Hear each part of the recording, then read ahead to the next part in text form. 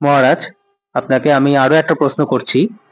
এই যে এখন সোশ্যাল মিডিয়ার যুগে দেখা যাচ্ছে একই দিনে পূর্ণাভিষেক, সাম্রাজ্য, মহাসাম্রাজ্য অভিষেক হয়ে যাচ্ছে।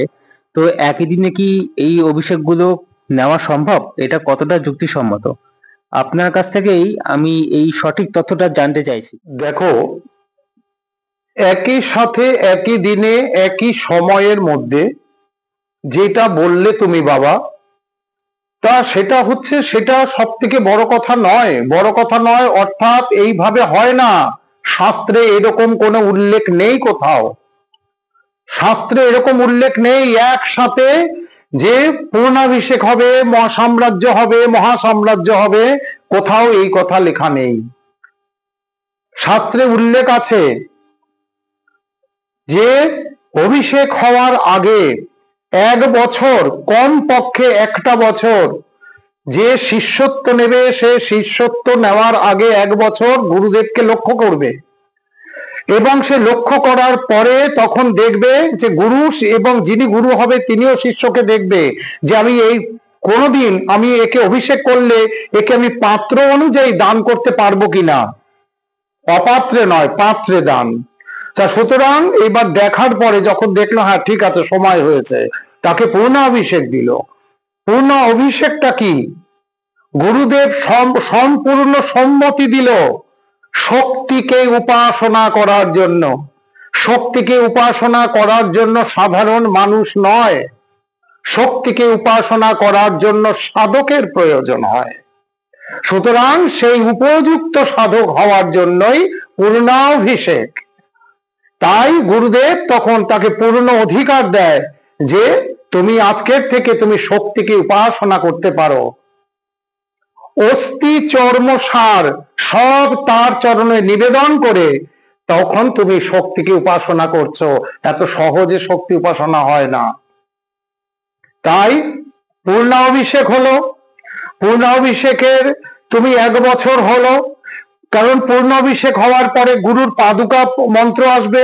পাদুকা মন্ত্র পুরস্চরণ আছে, ইষ্ট মন্ত্র পুরস্চরণ আছে, ব্রহ্ম মন্ত্র পুরস্চরণ আছে, ক্রম দীক্ষার তার পুরস্চরণ আছে। এবার কার কার দীক্ষা? আমার কাছে অনেকে এসছে, আমাকে ক্রম দীক্ষা হয়েছে, অন্যান্য দেবতার নাম আলোচনা করেছে। আমি এখন এই মুহূর্তে আমি সোশ্যাল মিডিয়ায় আমি এটা বলতে রাজি নই। আমি সামনাসামনি বলবো ক্রম দীক্ষা কার কার মন্ত্র হয় এবং কতগুলো জিনিস আছে। এই যে পরপর পরপর আরো 1 বছর যাবে, তোমার যদি দেখি যে তুমি সাধনায় একটা জায়গায় এসছো, তখন দেখবো হ্যাঁ তুমি সাম্রাজ্য নেওয়ার অধিকার হয়েছে, তখন তোমাকে সে সাম্রাজ্য দেওয়া হবে।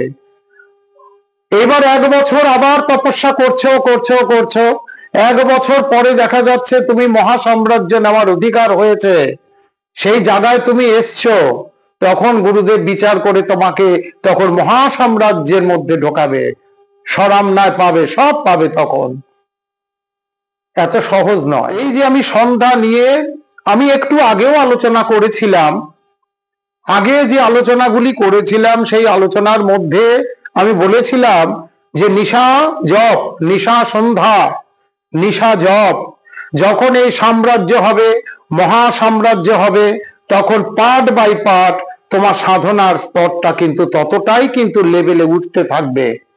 তাহলে তুমি যদি সেই লেভেলটা তুমি অর্জন করতে পারো, তবে তুমি একজন সঠিক শাস্ত্রীয় মতে তুমি তখন একজন সাধকের পর্যায়ে গেলে। আর যদি তোমাকে ওই প্রথমে পূর্ণাভিষেক হলো, একটা কারণ পাত্র ধরিয়ে দেওয়া হলো, তুমি কারণ খেয়ে উন্মত্ত হয়ে রইলে, ব্যাস তুমি মাকে ডাকছো না, বাবাকে ডাকছো না, বোনকে ডাকছো না, কাকে ডাকছো তুমি নিজেও জানো না, তুমি মন্ত্রটা সঠিক পাঠ করছো কিনা তুমি তাও জানো না। তাহলে এইগুলি কিন্তু বিচারের ব্যাপার আছে। ওই জন্য বলেছে গুরুদেব তখনই দেবে পাত্র বুঝে দান, অপাত্রে নয়। মনে করো যারা এই যে সাম্রাজ্য মহাসাম্রাজ্য নেবে, আমার কাছে অনেকে আসছে, বা যারা নিয়েছে অনেকে এসে আলোচনাও করছে আমার কাছে। আলোচনা করতে আমি কিন্তু কিছু কথা তাদেরকে জিজ্ঞেস করেছিলাম আমি বলেছিলাম আমি নামটা আমি কাউকে নিতে চাই না, এরকম করা উচিত নয়। এবং তাদেরকে বলেছিলাম তোমরা যে সাম্রাজ্য মহাসাম্রাজ্য করছো, তোমরা নিশা জপ, মহানিশা জপ এগুলি করো? বলে না, এটা তো করি না। ঠিক এরকম টেনে আমাকে বললো কথাটা। আমি যে তাহলে তাহলে তোমার কেমন গুরু? যিনি গুরু হবেন তিনি তোমাকে বুঝিয়ে দেবেন, তিনি হবেন তোমার উপযুক্ত গুরু। নামে গুরু কামে শুরু, এরকম করলে গুরু হওয়া যাবে না।